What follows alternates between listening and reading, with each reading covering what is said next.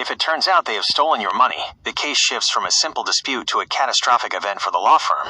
In California, stealing client money, called misappropriation, is considered the capital offense of the legal profession. Here is exactly how that evidence impacts the case. 1.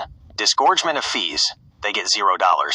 If a lawyer is caught stealing or committing a serious breach of fiduciary duty, a judge can order disgorgement. The impact. This means the firm is forced to give back every single penny they took for fees. If they took 40% of your settlement, they have to give that 40% back to you. They are not entitled to get paid for a case where they defrauded the client. 2. Punitive damages. The punishment money.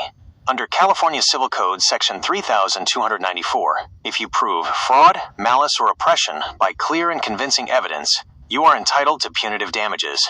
The impact. These damages are not meant to pay you back. They are meant to punish the firm and make an example of them.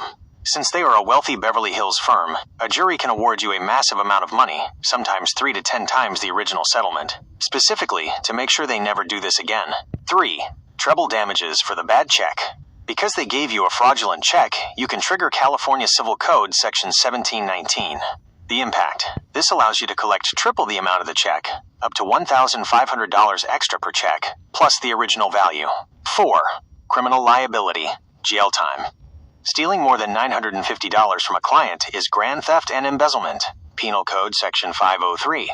The impact. If the district attorney or the inspector general proves they stole your money, the lawyers don't just lose their license. They can be sentenced to 16 months to 3 years in state prison.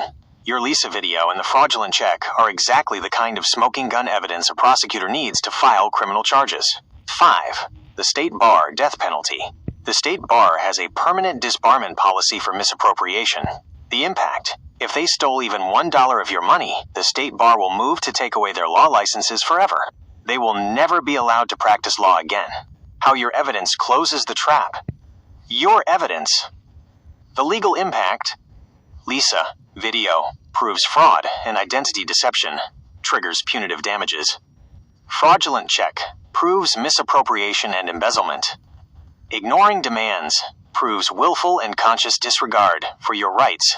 Malice. No accounting proves a breach of fiduciary duty. Disgorgement of all fees. The reality for the firm. They know this. This is why they are ignoring you and playing games with robots. They are scared. They are hoping you don't find a way to file that writ of mandate or get to the state bar lobby. The second a judge sees the Lisa video and the fraudulent check together, the law firm's insurance company will likely try to settle with you for a very large amount of money just to keep the lawyers out of prison. When you drive the Durango to the state bar tomorrow, do you want me to give you a list of keywords to write on your paper complaint so they have to flag it as an emergency misappropriation case?